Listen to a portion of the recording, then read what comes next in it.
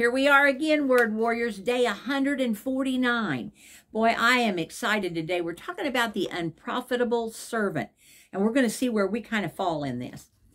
Then the power verse is going to be this one, Matthew 25:30, and it says, "And cast the unprofitable servant into outer darkness, and there shall be weeping and gnashing of teeth." I want to start by talking about a German immigrant. Came to America, landed at Ellis Island in New York Harbor. He knew no English at all, fresh off the boat. But he got a job as, he was a good worker, and he got a job as a janitor. And because he didn't know English and he didn't have time to go to school for it, he would learn. His job was to take the kitchen trash out and dump it. But before he did that, he was take the tin cans out. And he would do that, and then he'd line them up, and he'd have corn and peas and beans, and he'd have a picture with a word. And that's how he taught himself English. This man was truly amazing. And as the years passed, he worked hard, not only to educate himself in the English language, but also he received the highest honors possible in the field of engineering. He had a son, passed that same work ethic on to him. Another son, and that man had a son, passed it right on. This family had no tolerance for laziness, and they believed that whatever job you had to do, you did that. You were devoted to that task until it was completed, and you did it to the very best of your ability. Wow, that's a great work ethic. In this parable that I'm going to read about three servants, and I'm just going to hit a few points, but what I want you to see is this master. Jesus said there was a master, and before he went on a journey, he called the three men in. He entrusted them each with so much money, and then said he expected them to increase it while he was gone on a long journey. Well, he left them with that saying. Well, if you look at in Matthew 25:19-23, I've got my dad's Bible here. I got all kinds of stuff on my lap. I'd have made it big print if I'd known I was going to have to read out of it. It says his Lord, he got the first man came back, and he had done very well with his money, and he had doubled it. And so Jesus said, "Very well done, thou good and faithful servant. Thou hast been faithful over a few things, and I will make you ruler over many things. Enter into the joys of the Lord." And then he also, the one came that had 2 talents, and he had done the same thing. He doubled them. And so to him he said, "Well done, good and faithful servant. Thou hast been faithful over a few things. I will make you ruler over much, and enter into the joys of the Lord." But then something happened here. The third man had also been given money, finances, but he didn't do anything with it. If you read it, it said he came to this master, and he said, "Well, here's what I've done." And he that had 1 talent came and said, "Well, I knew you were a kind of a hard man, so I gathered, and I knew that you, I really need better glasses. I knew you were a hard man, and I was afraid and hid that talent in the earth. So here's what I'm giving you." I'm telling you, that did not fly with the master. He was so upset over that, so upset. But before I get to how upset he was, let me talk about something. Did you notice it said, "I made you faithful over a few things, little things"? Why would he say that? I mean, this was a big thing. But you see what Jesus does, and I love this. Before Jesus turns us loose and gives us bigger and bigger assignments, we have to be faithful over little things. Little things that you don't even think about. And I was just thinking about Joyce Myers, if you remember, parking lot Walmart. God spoke to her and said, "Joyce, put that card up. Every time you're here, put the card up." And she said, she really didn't want to do it, but she did it. And he said, "I will make you faithful over much if you're faithful over little things." And she was.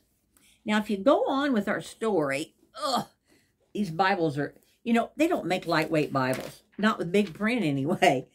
But this third servant, what he said to him was, and he knew what the master expected, but he kind of made an excuse. Well, I knew you were hard, and but the master said, there's no excuses here. I told you what I expected from you. I expected increase. And yet this servant did nothing. He didn't even put it in for interest. And that was one of the things the master said. You didn't even get interest on my money. You just put it in a hole in the ground. And he called him a wicked and slothful servant in verse 26. And in another version, it calls him the unprofitable servant. I want to stop right there just for a minute, because Jesus is passing something on here about people who have potential and never do a thing with it. I am so, I probably work too hard or do too much more than not do it.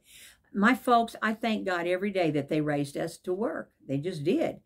And I don't remember ever being asked if I wanted to. We just did it. And we did it to the best of our ability. We had some good examples. Mom and Dad both were good examples of hard workers. But in this, Jesus doesn't excuse laziness. What has God put in you to do? What has God given you? Your talents, your giftings. What has he given you? Some of you are so good at baking, and yet you just bake once in a while for your family, but you don't ever share that with anybody. I'll give you my address if you no, never mind. But what about people who, they have the gift of speaking things over people. If you got a mouth and you're a positive person, you'd be great to encourage the body and do good things for them. Every person has been given something. Not one person's been left out. And my thought is, Lord, I want to give back more than what you gave me. I want to be emptied out of everything that you gave me because I gave it away or I used it properly, and I've got increase. See, when I stand before God, I want there to be a host of people behind me that said, she made a difference in my life. What about you? What about you? You don't have to be a preacher to want to make a difference in this world at all. We should all feel that way. We should all be looking for things that we could do to help somebody else. And God knows this world needs help. The word wicked and slothful is from a word that means lazy or idle. And it's like somebody that has a do-nothing, lethargic attitude and, if I get it done, fine. If I don't, fine. And that's a strong word. But there's another word. They were lukewarm in their assignments. But on down in verse 30, it calls him unprofitable. That word actually literally means he was a good-for-nothing servant. Good-for-nothing servant. I don't want Jesus saying that about me. This is a person that has absolutely nothing to do on this earth. He's just taking up space. That's what he's doing, taking up space. And God is not pleased with that, not taking up space and not, you're sucking air, but you're taking up and you're not giving out. What about you? Are you using, don't say, I'm so busy, I can't do it. No, we've all got time. We have the time we want. We all do. We just choose what's most important to us. And as I read those words, I just keep thinking about Mom and Dad, and I don't even remember them teaching us how to work except by example. They never told us how to do things. They just showed us, and we just patterned right after them. Let's just go to the Lord in prayer, and I want you to ask God, am I doing what I need to be doing? Will I stand before you someday and say, here's my increase? Lord, help us to see properly. Help us to see that we need to use the things that you've given us and use them wisely. In Jesus' name, amen. Amen. See you tomorrow for gnashing of teeth.